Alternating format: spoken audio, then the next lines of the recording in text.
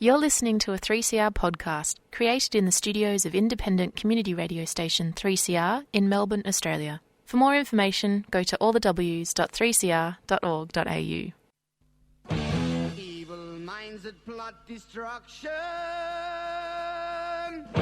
sorcerer of death's construction, in the fields of bodies burning, as the war machine keeps turning, death and hatred to mankind, poisoning their brainwashed mind. Welcome to the Anarchist World This Week, broadcast across Australia on the National Community Radio Satellite. Listen to the Anarchist World This Week, Australia's sacred cow slaughterhouse. Listen to analysis of local, national, international events. Listen to analysis you'll never hear anywhere else.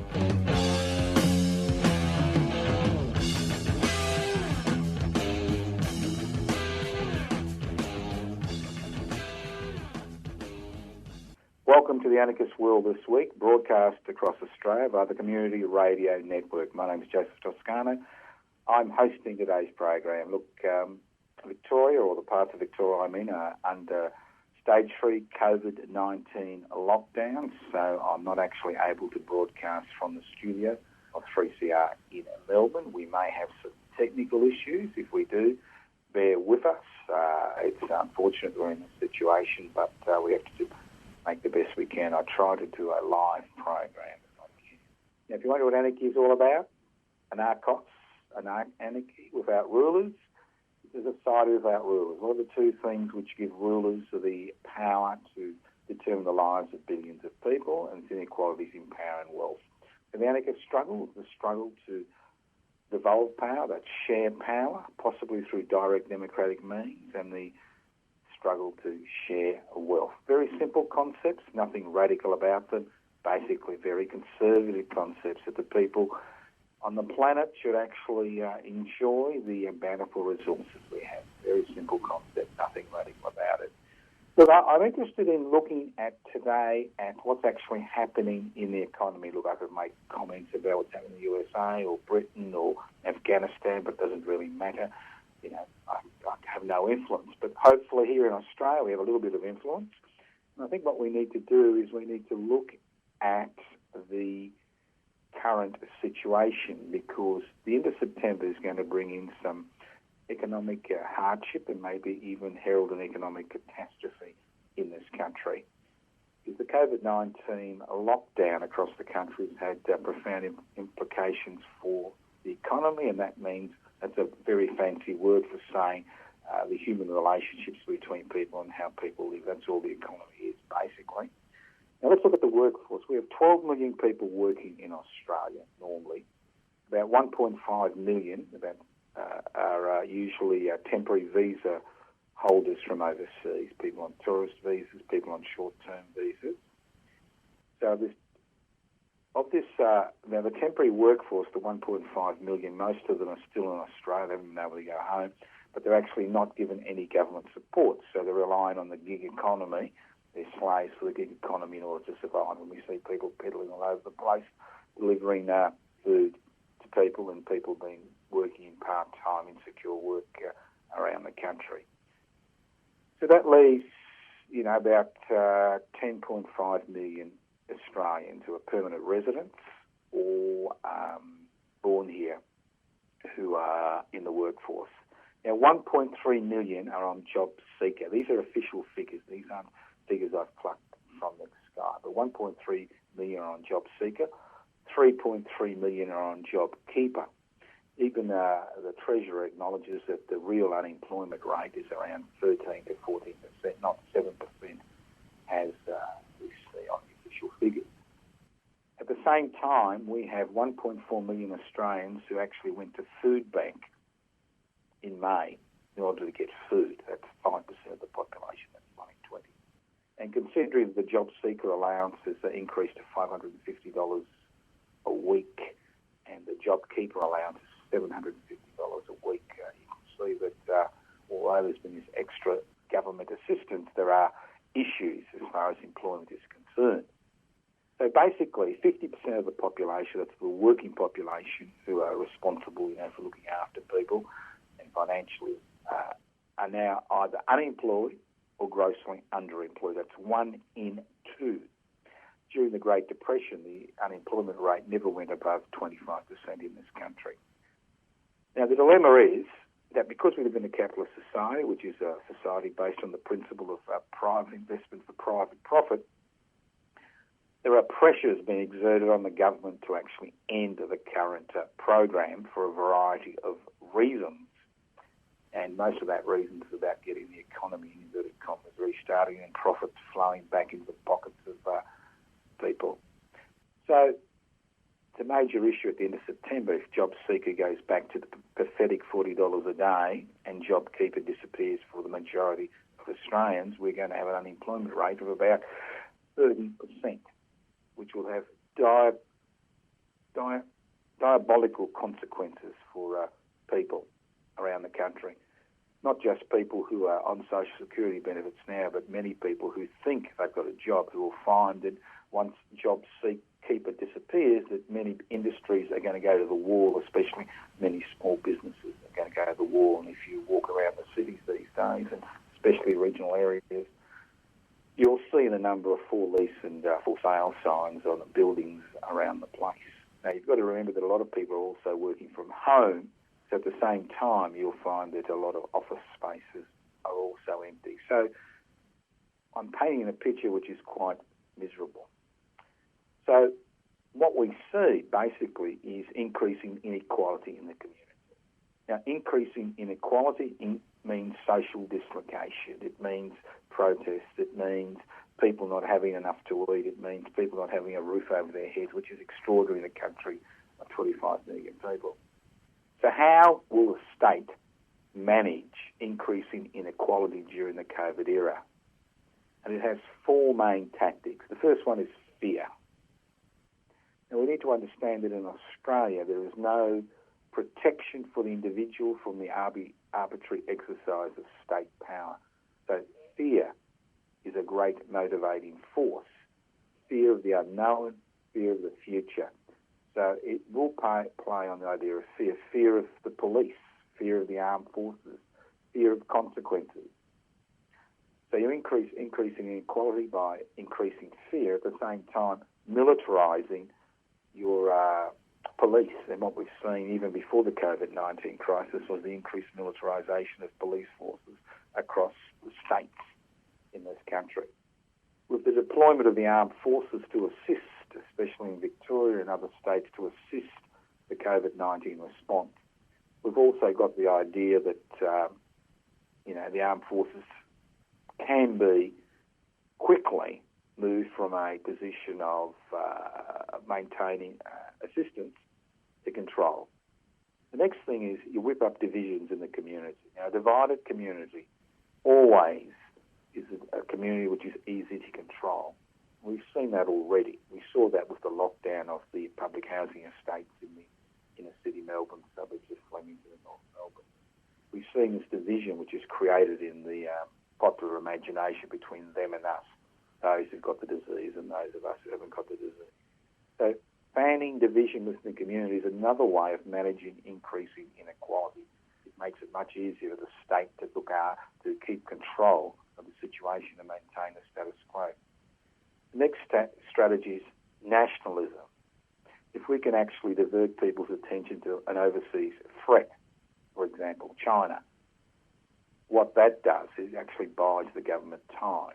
And waving the nationalist flag is always very effective during a period of increasing inequality. It diverts people's attention from the reason for the inequality, the increasing inequality, which is the way the economy is structured, the way society is structured, and it kind of puts people's attention, it draws people's attention towards an external threat. And the last one is envy. So there are methods of managing increasing inequality during a COVID era that don't actually need the use of brute force to maintain order. Now, if everything fails, the next issue is the use of force. And it's quite interesting to see as the COVID-19 crisis has stepped up in Victoria, how the police have been used and the military are being used in order to maintain order in the community. So there are different ways of managing increasing inequality during a COVID era, but the most important way of dealing with inequality during the COVID era would actually be to introduce ideas and legislation into the community would actually provide for people in this situation. Now, we are very fortunate. We are 25 million people living on a continent, which is an extraordinary situation, an extraordinarily resource-rich continent. But unlike many other sovereign nation states around the world, we have allowed our natural resources to be captured by local and transnational corporations who mine these resources, that export these resources and actually pocket most of the profits. I mean, we rely on taxation of their profits, and the taxation of their profits is very minimal. In some situations, like in gas, there's not going to be any taxation coming in for 30 years because of different rules and regulations regarding the tax system. So we have this extraordinary situation, and we live in a resource-rich continent, massive natural resources, things like uranium, bauxite, iron ore, the dying coal industry,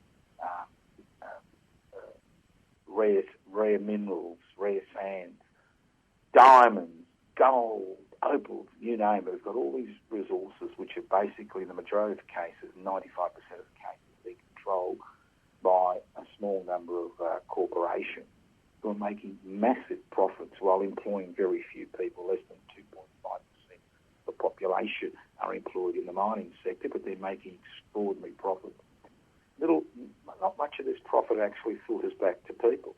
So one way of actually decreasing inequality during a period where it increases is by us nationalising.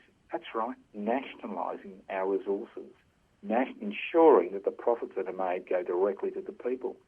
And if this is all too difficult, and it may be very difficult in the current situation, the other option, which is exceptionally simple, is actually passing legislation through federal parliament which increases taxation of profits of mining corporations, say, to 80%.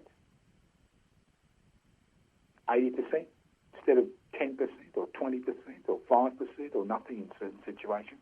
80% of profits going to a wealth fund. You can have two wealth funds. You could have one for this country's First Nations people, who are the original owners of the resources, who never ceded their sovereign rights to these resources, and the rest of the population.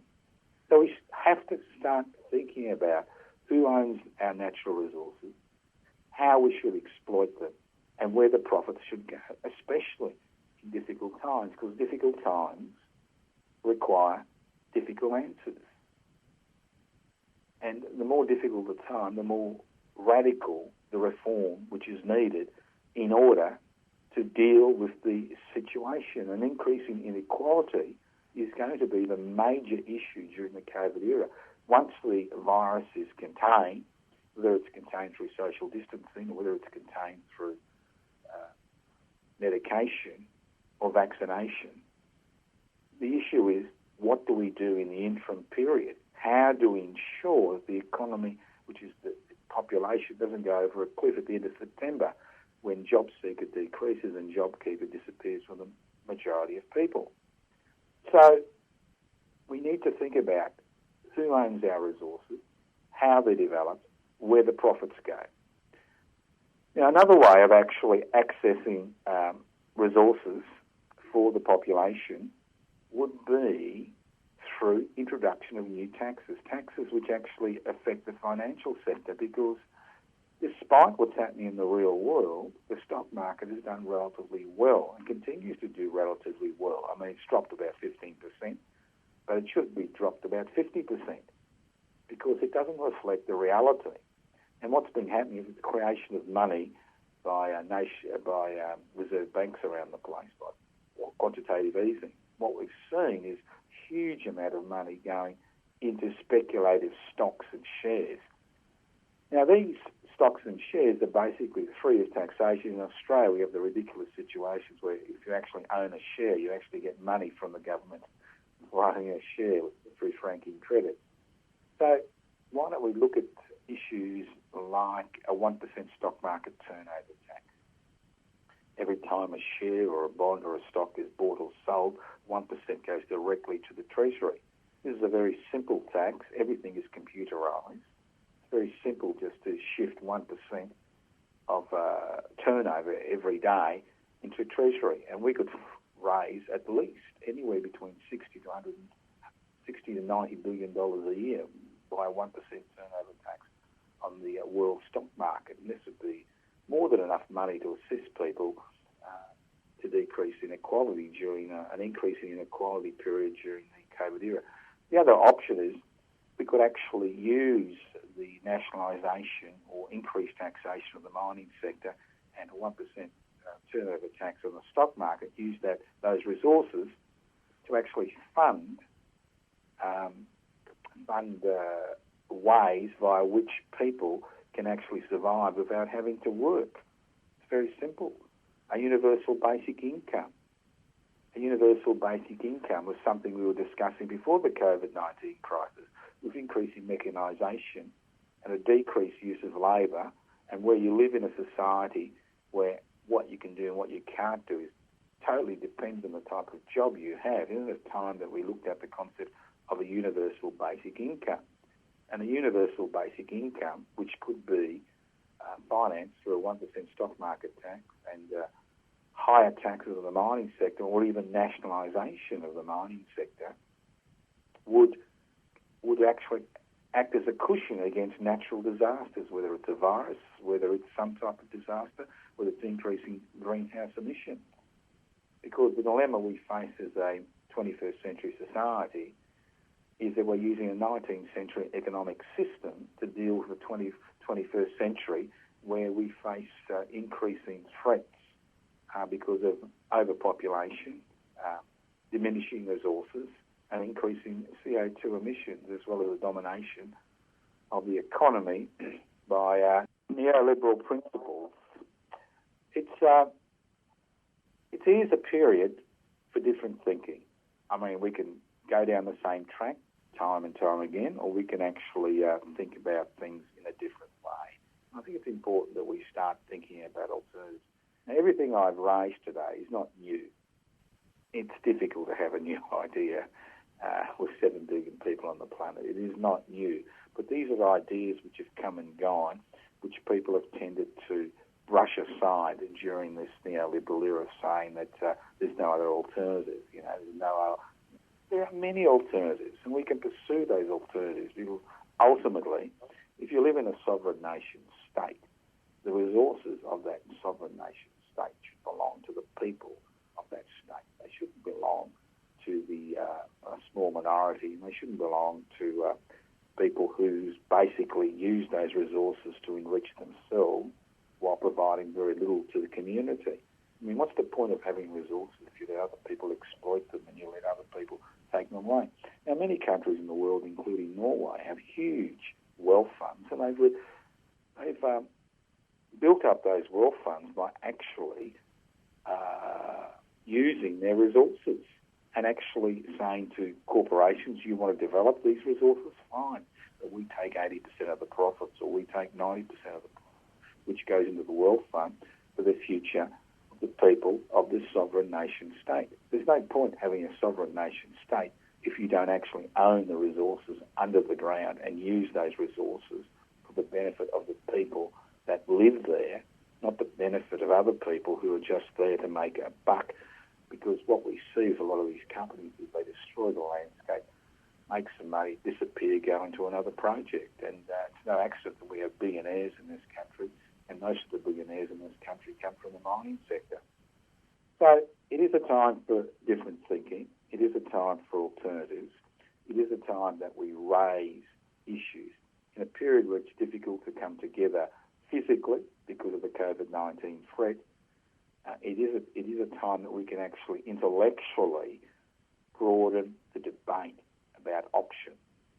It's about time we stop talking about business as usual. It's about time we stop talking about doing the same thing. It's about time we raise ideas and concepts which can actually resolve the issues of increasing inequality, not use force and power to actually try to contain the damage and the explosion and the human misery that will be caused with the removal of JobSeeker and JobKeeper at the end of September, or the drastic reduction of JobKeeper and JobKeeper. So if you've got over 50% of the population that are underemployed or unemployed in a capitalist society where your wage is what determines how you live, you have a major issue.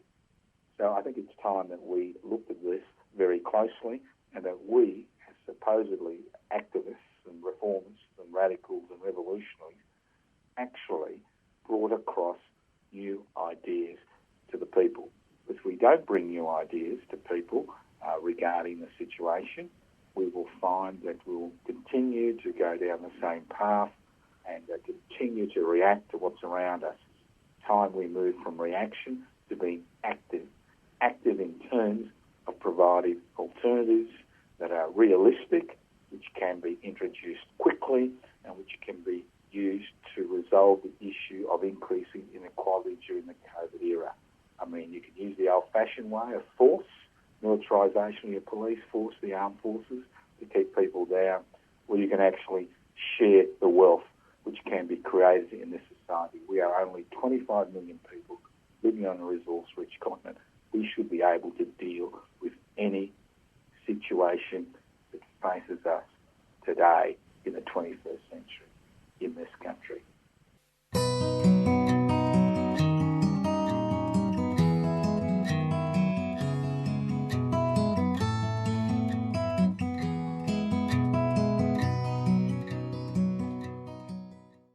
This is a COVID-19 program. We are broadcasting from outside the studio, which makes it difficult. But as I was talking before about how to manage increasing inequality during the COVID era, how the state would like to manage it, I mentioned the possibility of using fear and division.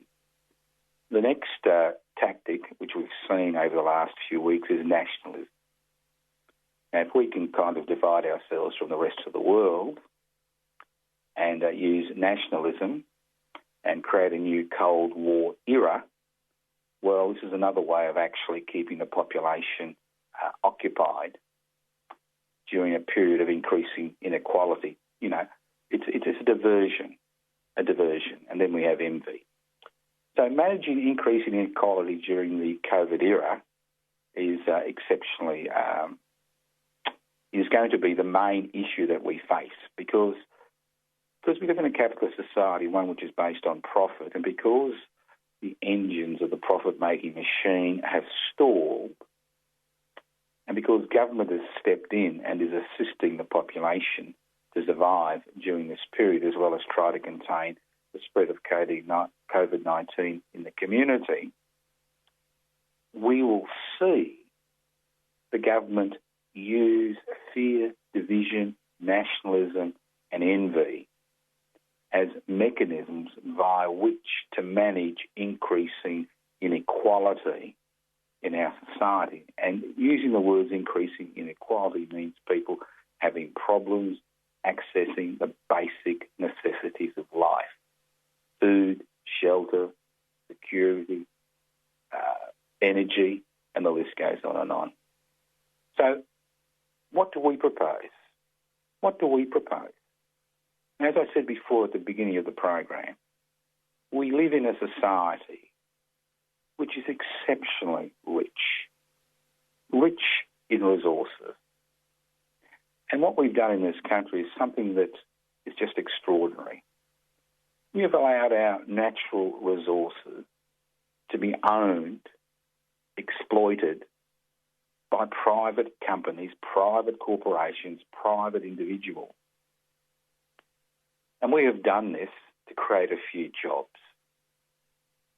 So we now have large transnational corporations, some based in this country, some based overseas, which are making huge profits from all the natural resources in this country. Natural resources: iron ore, bauxite, diamonds, gold, uranium. Even the dying coal industry makes its contribution. Rare metals, sand, and the list goes on and on. We have extraordinary resources, gas.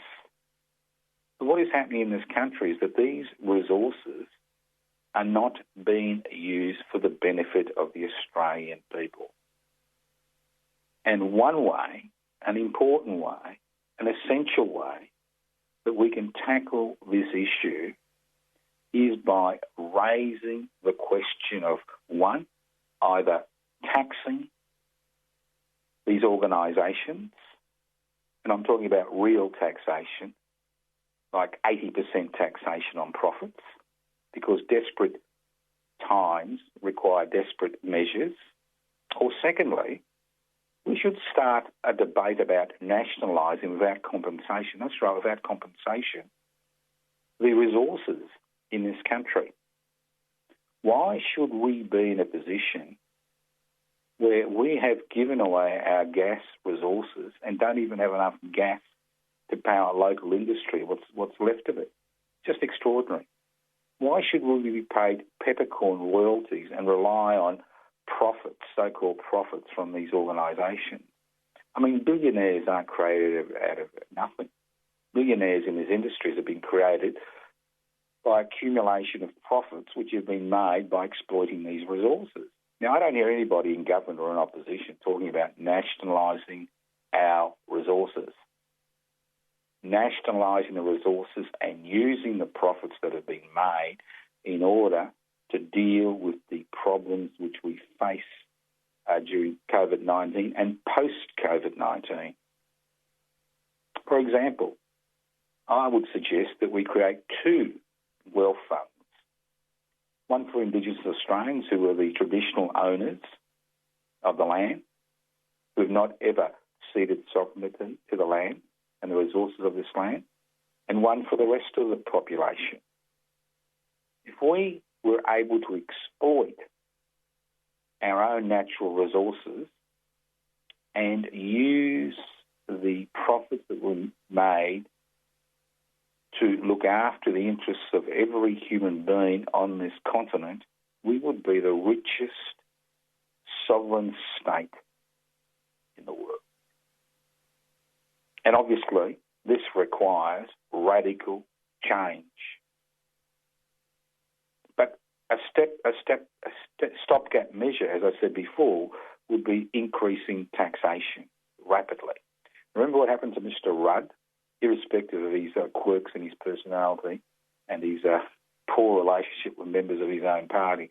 But remember, his problems started when he tried to introduce a super profit tax on these mining corporations. And these mining corporations will fight tooth and nail to ensure they maintain their profits.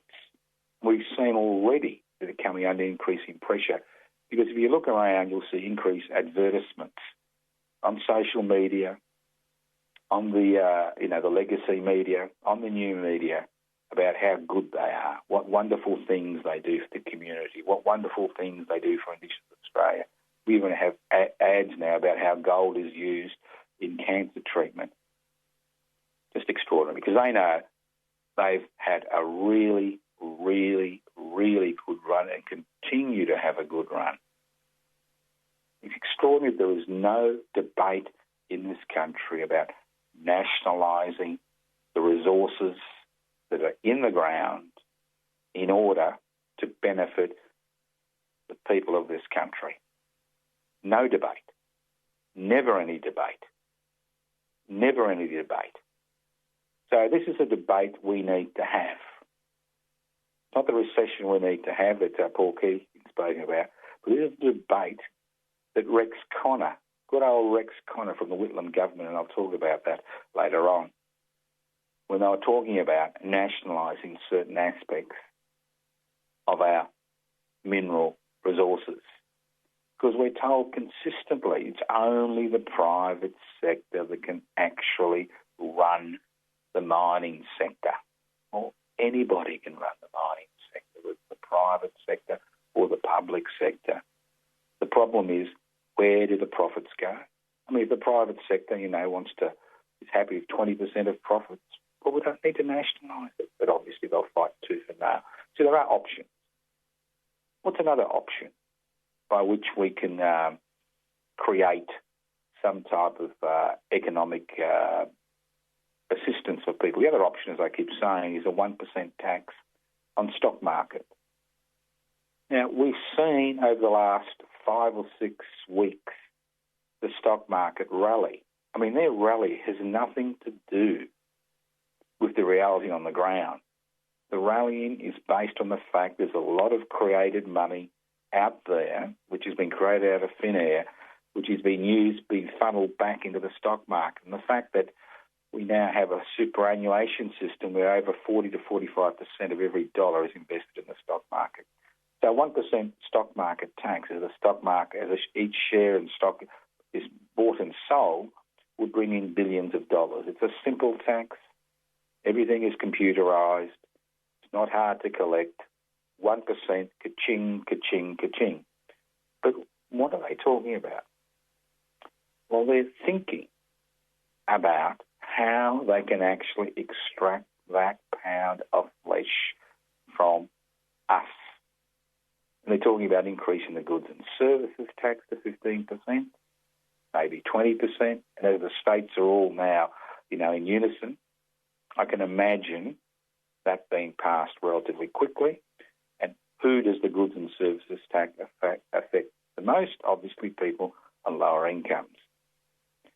So we are in a position today where we can change things, but we need to be able, as I keep saying, we need to be able to bring these ideas to the fore, whether it's through social media, whether it's through legacy media. In a period where coming together is becoming more and more difficult because of the risks of COVID-19 and infection, it's important that we look at other mechanisms by which to put forward our ideas. And I've said before, I am encouraging you to join public interest before corporate interest.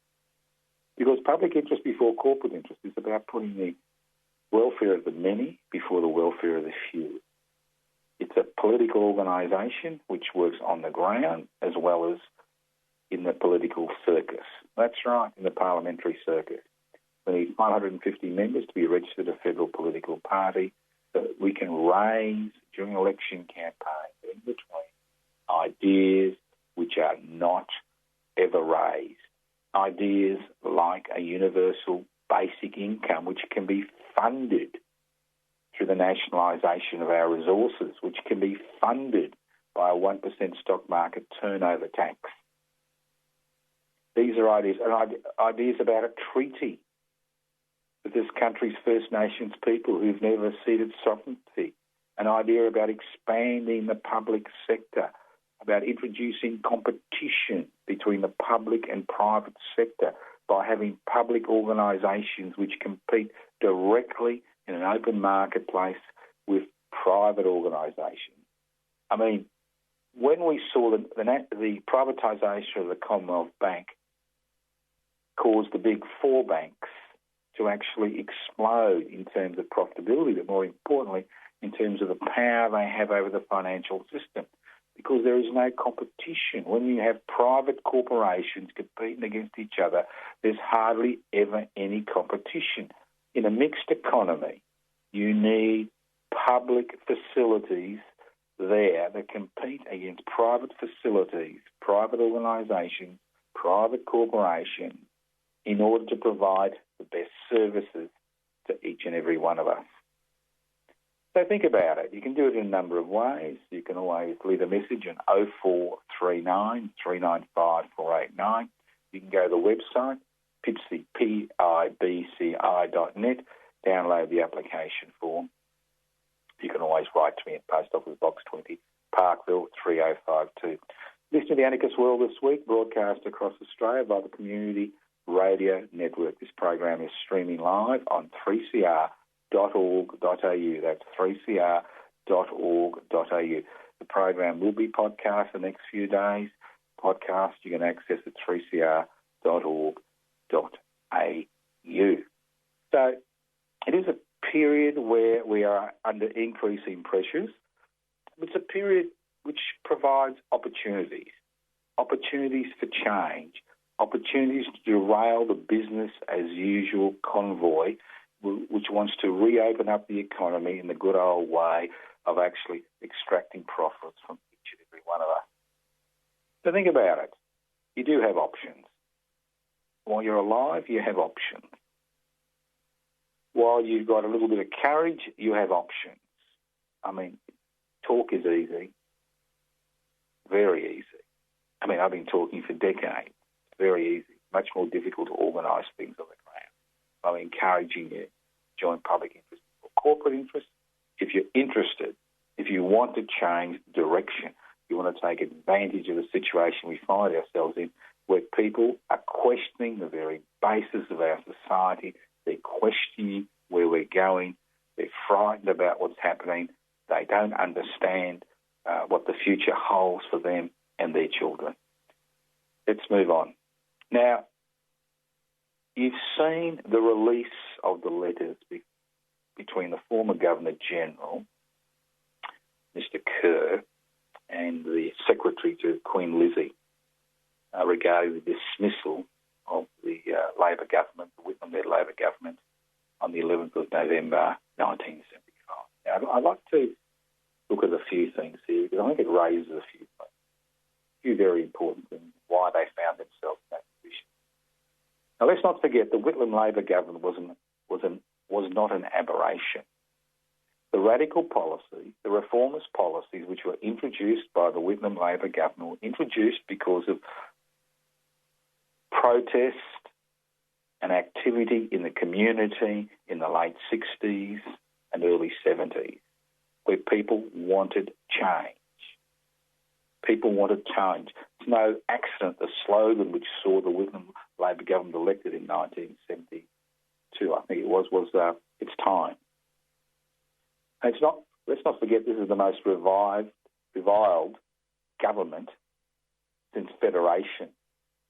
And people continue to downplay the significant reforms which were introduced by the Whitlam Labor government. Reforms like community radio. Community radio was established, license was given out in order to break the monopoly the Murdoch media and the private media had on the dissemination of ideas in this country. That's what community radio licenses were about. They weren't about people's specific interests, but they were actually about people putting forward different ideas. So community radio owes its existence to the reforms which were created by the Whitlam Labor government. Let's not forget the introduction of a universal healthcare system through Medicare. I mean, I remember doctors' organisations fighting tooth and nail against the introduction of Medicare. But again, these were things that the population wanted. Then we had the no-fault divorce system. We had the introduction of support for single mothers, single parents, support which didn't exist before the Labor government, legal aid. And the list goes on and on and on. Then there were the more radical proposals to actually end the leases at Pine Gap, the US military hold that it has over Australia, where it's got these foreign bases in Australia. And the Whitlam Labor government was seriously considering ending the leases because of pressure from the Australian people, from a significant portion of the Australian people, to end that domination. That's right. Then we had Rex Connor attempting to nationalise certain aspects of the mineral resources which were coming online. And this is what really broke their back. This is what they were really concerned about, the fact the Whitlam Labor government was toying with the idea of nationalising resources, nationalising our natural resources and creating a wealth fund, as was being created in many other places around the world at that particular point in time. So let's look at this correspondence between the Governor-General, which I'm sure you're yawning about, and Queen Lizzie, or her secretary. Because everybody says, well, Queen Lizzie didn't know. Well, isn't it pathetic? Isn't it pathetic that we, supposedly a sovereign nation, have one individual who's appointed by the government of the day, who has powers which are not written in the Australian Constitution, so-called reserved powers, which allow that individual to dismiss an elected government. Could you imagine that? One individual can dismiss an elected government. And let's not forget, if you look at the correspondence very closely, you'll see that Kerr was egged on by Lizzie's secretary, where he basically said, go ahead, get rid of the government. You've got the power. Use that power. Use that power. So nothing has changed since 1975. 45 years later, nothing has changed. We still have Governor-Generals that have the reserved power, magic power, to dismiss an elected government and call another election. Extraordinary. Just like that, put the opposition in power. Bang, bang. And that's the dilemma that all Australian governments have faced. That's the dilemma that radical governments have faced from federation.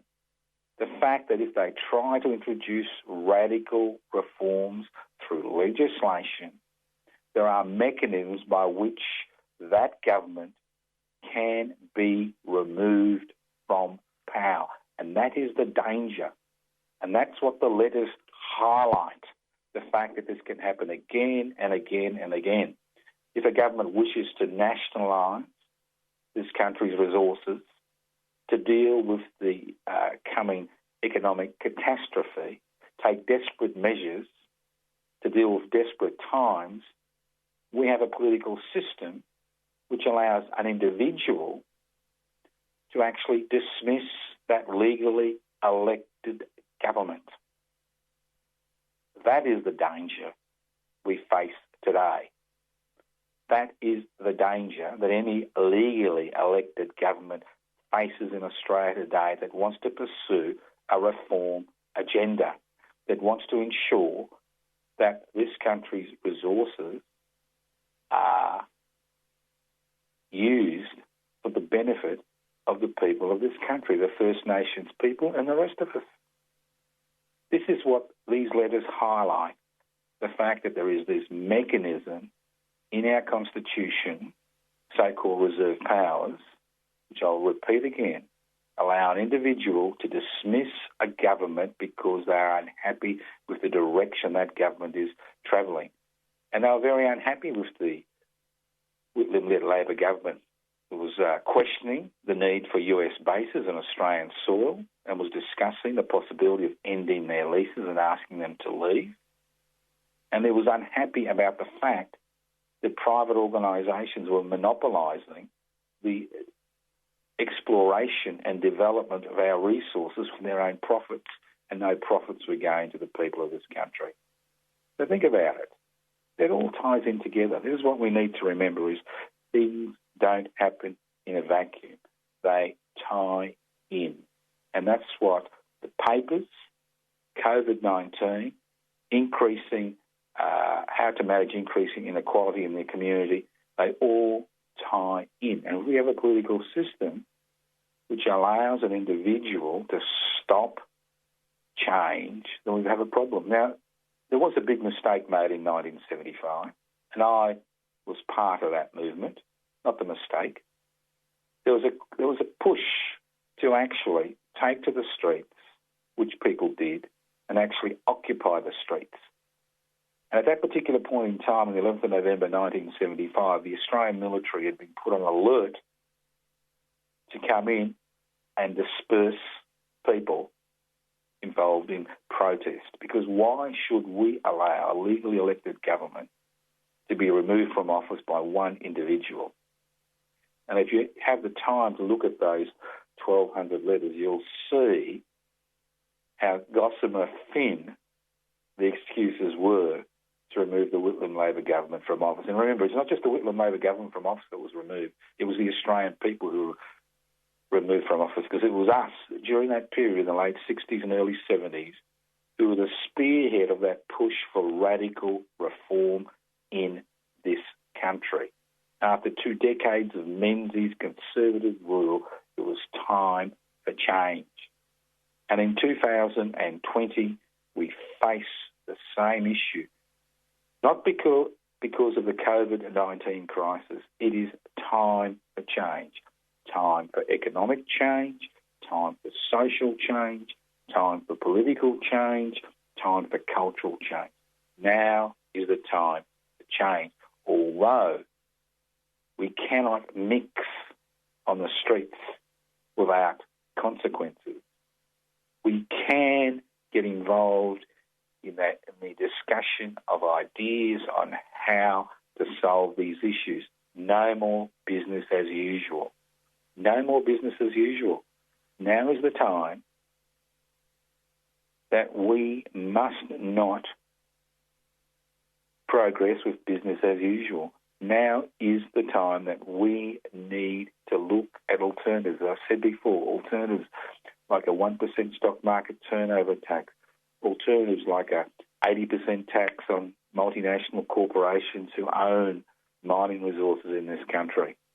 And the list goes on and on. We need radical reform. And we always need to look over our shoulders to ensure that one man or one woman cannot derail that radical agenda. Because if there's one thing that increasing inequality in a community does, it exposes the fracture lines in that community. It exposes who has power and who is powerless. It exposes who has wealth and who has no wealth. It exposes things. What it does is it actually highlights those differences. Because when people are spending most of their time trying to, eat and keep a roof over their heads and pay their bills, any crisis causes major issues. And that's what we face today in 2020. I mean, I can talk till the cows come home, and I've been accused of talking till the cows come home. And I think the important thing is that you need ideas. You need ideas in order to initiate change. You need a match or 2 sticks to start a fire.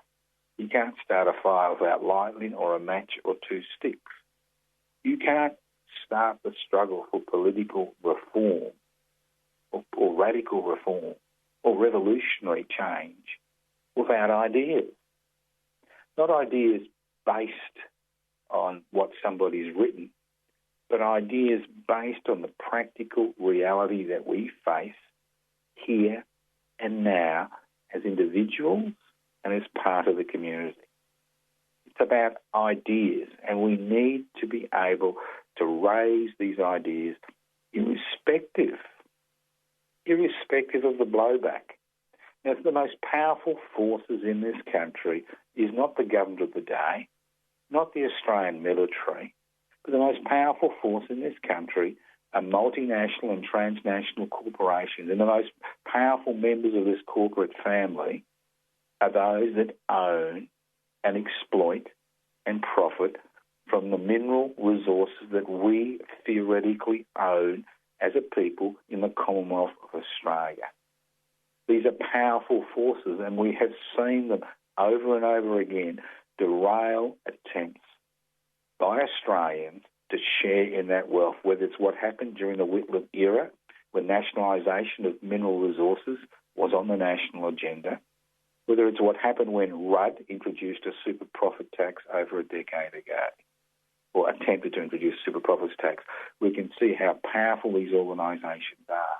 But at the end of the day, we are more powerful than them. And as I said before, desperate times require desperate measures. And although we've been cushioned from those desperate times through government intervention, through JobSeeker and JobKeeper, desperate times are there.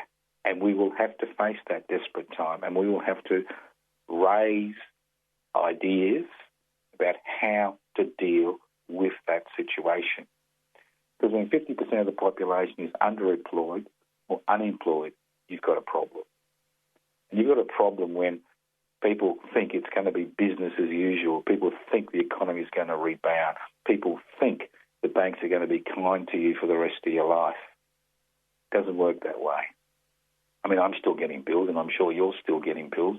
And if you can't pay those bills, I'm sure you're being threatened with eviction, threatened with the fact that once the moratorium on rents and repayments of mortgages finishes, they want their money plus interest back over the next 18 to 24 months. So nothing has changed, except the fact that this pandemic has pushed us to a position where we need to reevaluate the type of society we have and what we want to do. That's the dilemma. And it is a dilemma because it is difficult. It is difficult to think of things outside the pandemic. It is difficult to think that change is possible. It is difficult to think that we can actually make a difference. And I'd just like to remind people that for generations, people on the outer who've had ideas have seen those ideas come to fruition decades, generations later. I keep talking about the anti-slavery movement, the movement for democratic parliamentary reform. The list goes on and on. The movement for gay rights, many movement for the environment. There are many movements that people have been involved in, that when these movements started, people thought they were crackpots, crazy, couldn't happen. Well, anything can happen if we want it to happen. And it's crises which bring the best and the worst out of a population. And we can go down the fear path. We can go down the division path. We can go down the nationalism path. We can go down the envy path. We can fight amongst each other, as we see around the world.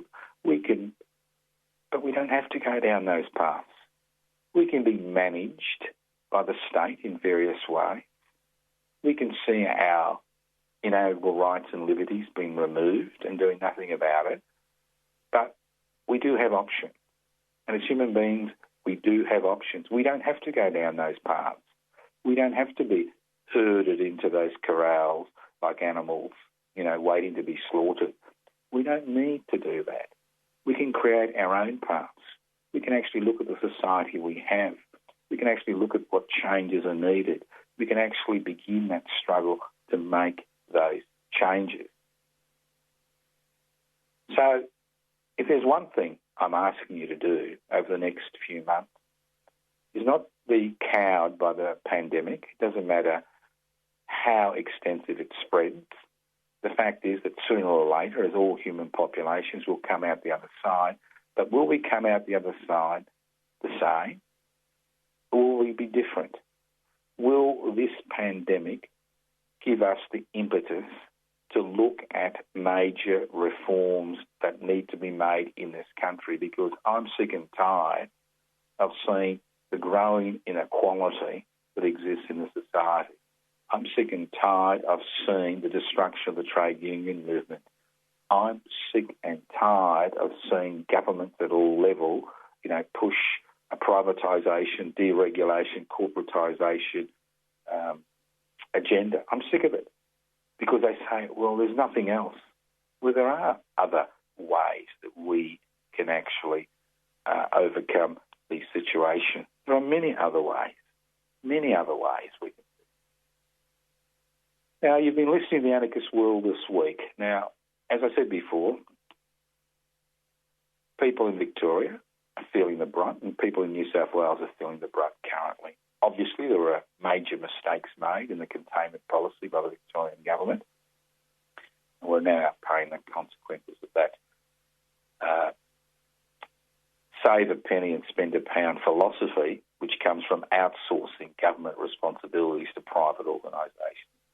There's one thing that highlights this, is the security guard fiasco regarding providing security regarding return travellers with possible COVID-19. Total fiasco. The this fiasco we see in every aspect of our lives. We see the privatisation that has occurred at every level is a fiasco. It's been good for a small group of people, but for the majority of the population, it has been a total fiasco. I encourage you to join public interest before corporate interest. You can download the application from pipsy.net, or you can actually ring me on 0439 395 489. As I said before, it's a particularly difficult time. It's important that we get ideas across. I'd like to thank all the people who've supported Community Radio 3CR, all those people who donated, especially Johnny Latte, who donated $1,000. I'd also like to thank the people of the Community Radio Network who've put up with all the technical difficulties that I've said before. We are in a COVID-19 lockdown. We are trying to do a live program. There will be issues, and hopefully you'll continue to listen to the Anarchist World this week on your local community radio station next week. So we will be broadcasting next week. We'll attempt to broadcast live. If not, we may have to pre-record, but we'll see how we go. Thank you once again for listening to the Anarchist World this week on your local community radio station. This program has been broadcast courtesy of the Community Radio Network. My name's Joseph Toscano. As I said before, keep listening to the Anarchist World this week on your local community radio station. Evil minds that plot destruction, sorcerer of death's construction. An analysis you'll never hear anywhere else. Anarchist World this week. Australia's sacred cow slaughterhouse. 10 a.m. every Wednesday. Listen to the Anarchist World this week for an up-to-date analysis of local, national and international events. Poisoning their brainwashed minds. Oh, Lord, yeah.